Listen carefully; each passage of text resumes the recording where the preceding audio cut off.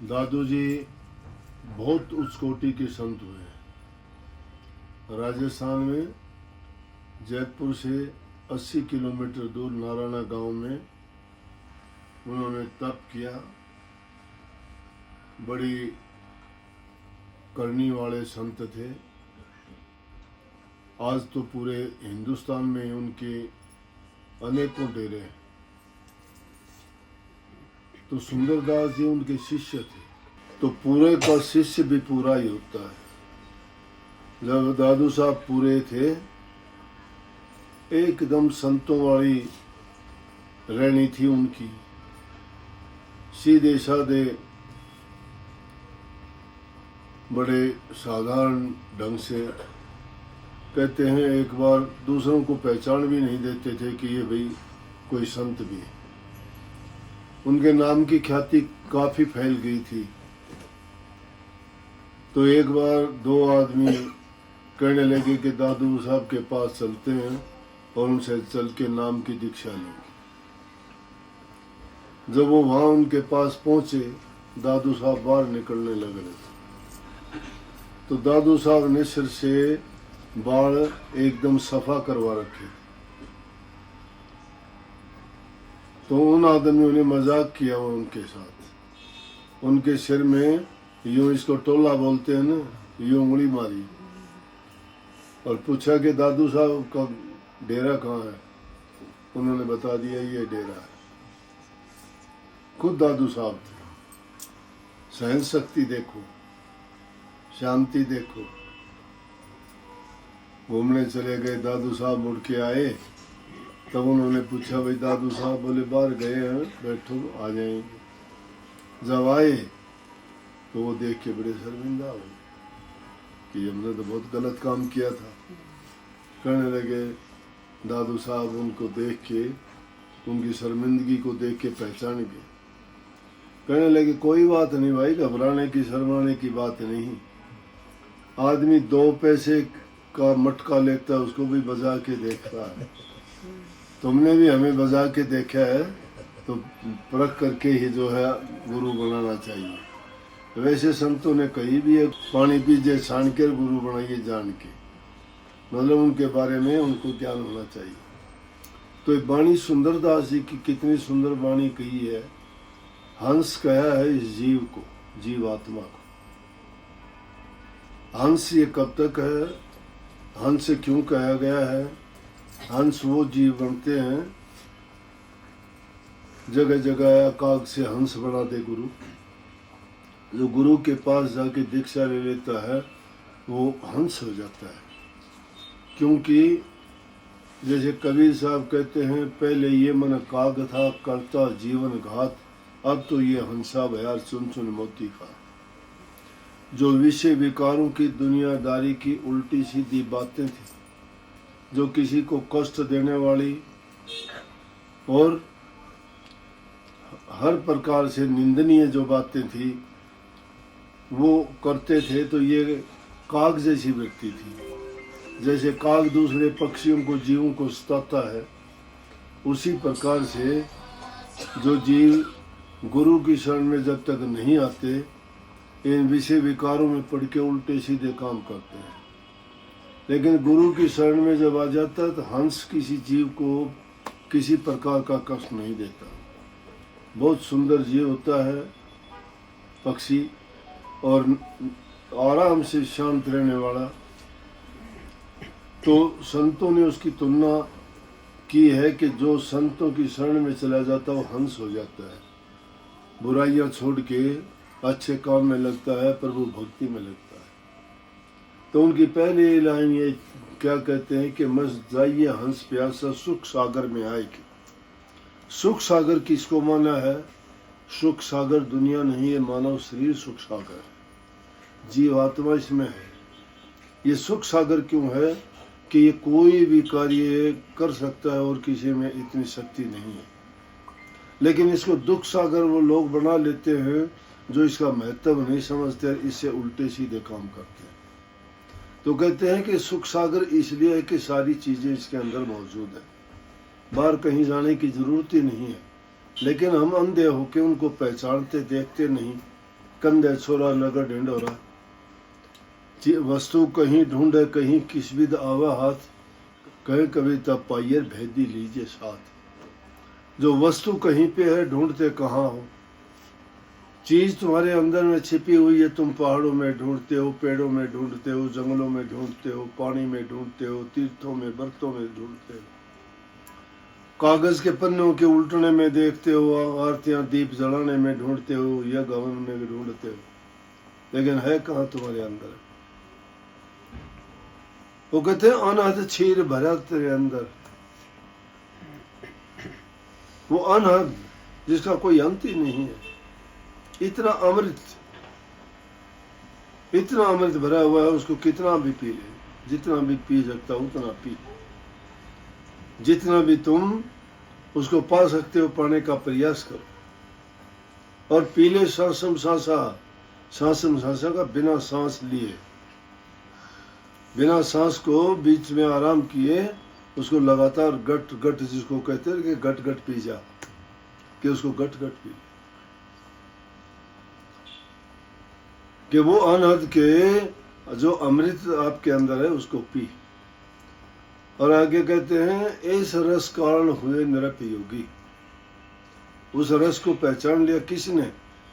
दुनियादारी के लोग कहते हैं कि राजा बड़ा सुखी है, लेकिन सुखी कोई नहीं है इस दुनिया में। आम आदमी कहेगा राजा सुखी, राजा कहेगा महाराजा सुखी, महाराजा कहेगा कि महादेव सुखी, महादेव कहेगा कि विष्णु सुखी, विष्णु भगवान कहेगा कि कोई सुखी नहीं, राम के भगत सुखी।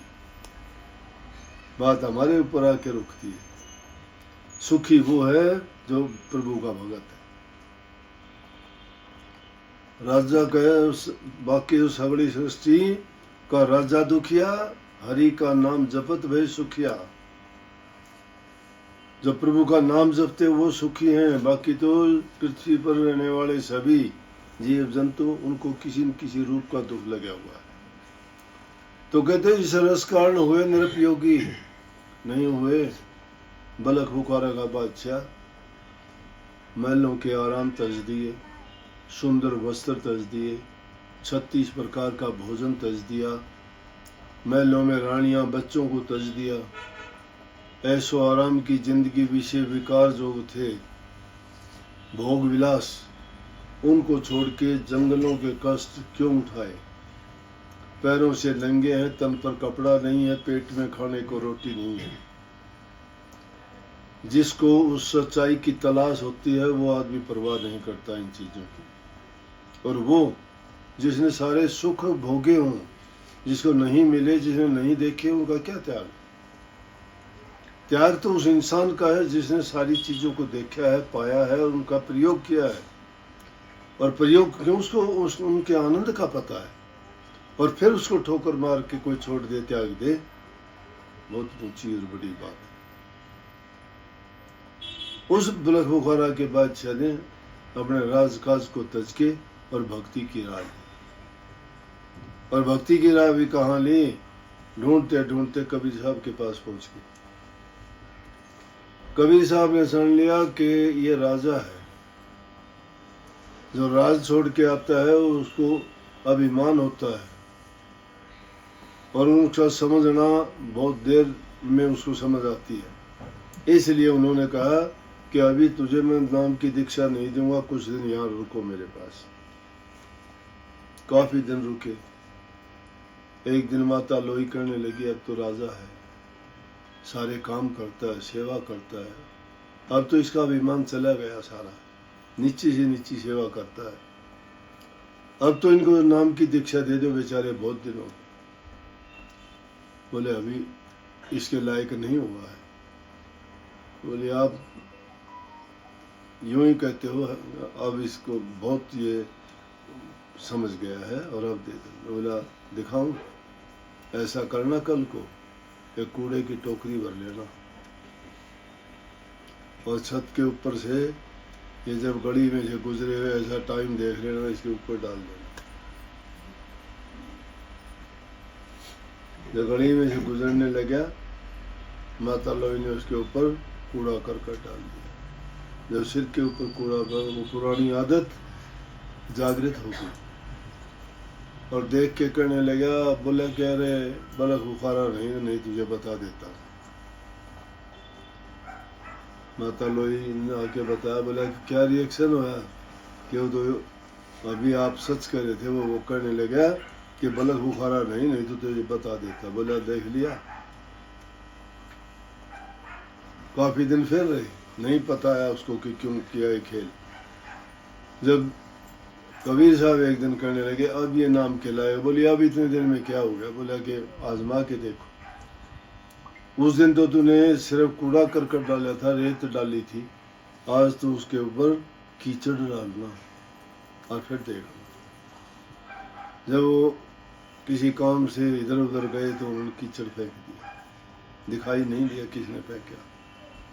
कीचड़ जब उसके ऊपर पड़ा हंसा और हंस के कहने लगा, वाह भाई फेंकने वाले, कीचड़ इस लायक तो समझा मुझे कि मैं कीचड़ के लायक हूँ, कीचड़ डाल दिया। आके कहने लगे आप ठीक कहते थे। वो बलख बुखारा का बादशाह उसको उस रस के आनंद की तलाश में निकला था और उसके लिए उसने राजकाज तजियर इतना जीवन बना लिया कि कोई कुछ कह ले, कोई कुछ उसको गाड़ी दे ले, कोई उसको कुछ भी बोले, किसी का जवाब नहीं। और इतना साधना की, इतना अभ्यास किया नाम का। अभ्यास करते करते सिद्धि शक्तियां सब उसके आगे पीछे फिरने लगी। ढूंढते ढूंढते काफी दिन के बाद देखा तो उसके मंत्री लोग आ गए। उन्होंने पहचान लिया, नदी के किनारे बैठे हुए अपनी मस्ती में थे। कहने लगे बहुत टाइम हो गया आपको ढूंढते हुए, आज मिल गए, आपने क्या भेष बना रखा, चलो और राज संभालो चल के। गुदड़ी सी रहे थे बैठे बैठे, राजा फटे पुराने चीथड़ों की गुदड़ी। गुदड़ी सीते सीते कहने लगे मैं चल पड़ूंगा, जो चीज मुझे यहाँ मिली है वो तुम दोगे मुझे। बोला कि राज में कमी है, आप तो राजा हो, जो कहोगे सब मिलेगा। गुदड़ी सीते सीते सुई पानी में फेंक। बोले कि सुई निकाल के ले दो। बोले सुई क्या मायने रखती है, सुई कहाँ मिलेगी इतने गहरे जल में। सुई क्या, कितनी सुइयां ले लेना, वहाँ कोई कमी थोड़ी है, जो कहोगे सब वहाँ आपको पर्याप्त मात्रा में मिलेगा, चलो। बोले नहीं, मेरी सुई तो ला के दे तो मैं चलने के लिए तैयार हूँ, वो नहीं ला के तो मैं नहीं चलूँ। बोले मैं दिखाऊं मेरे पास क्या है। उन्होंने एक दृष्टि पानी की तरफ करी तो मच्छी वो सुई मुंह में लेके पानी के ऊपर आ गई। बोले ये चीज मुझे वहां मिलेगी क्या। मंत्री क्या जवाब देते, बोले तुम अपना काम करो, मैं अपना काम के लिए निकला हूँ, मैं वो अपना काम करूँ।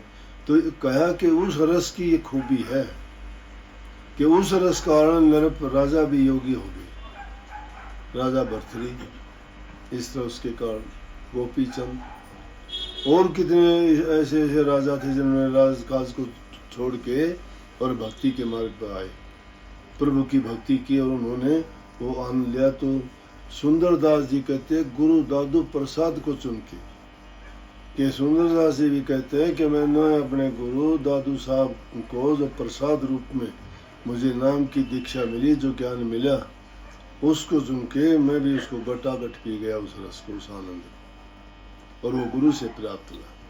तो इसलिए कहता है अरे हंस, तुम इस ऐसे जगह से, इस सागर से तू खाली हाथ क्यों जाता है।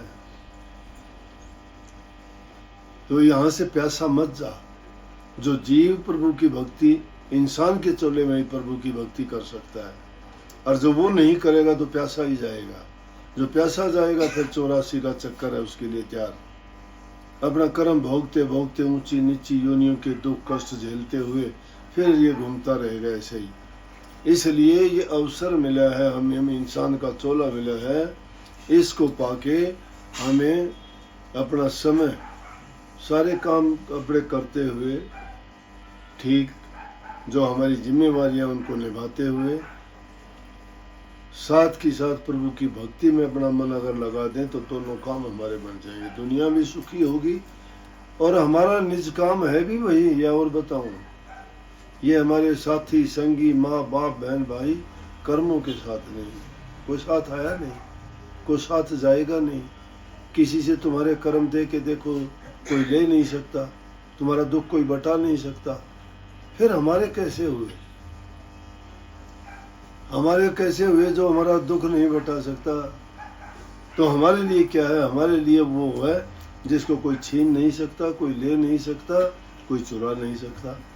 वो है नाम की भक्ति। नाम की भक्ति करोगे वो तुम्हारे लिए ही है, किसी का उसमें हक नहीं। इसलिए समय निकाल के नाम का सुमरण किया करो। नाम का सुमरण नहीं करते हो आप। हम तो दुनियादारी का खेल ऐसा है कि जहाँ अच्छा लगता है वहीं अपने फिसल जाते हैं, मन की चाल में फंस जाते हैं। कभी हमें लालच ले डूबता है, कभी लोभ, कभी हमें काम में डूब जाते हैं, कभी अभिमान में डूब जाते हैं। भूल जाते हैं। क्यों भूल जाते हैं? कि मन हमारी बुद्धि को हर लेता है और जब दुख पड़ता है फिर दरबार दिखाई देता है, गुरु दिखाई देता है, राम दिखाई देता है, हनुमान जी दिखाई देते हैं, सारे देवते याद कर लेते हो, लेकिन सुख के समय भूल जाते हो। वो जो सुख के समय नहीं भूलता है और दुख के समय में घबराता नहीं है, वो भक्ति का प्रसाद है।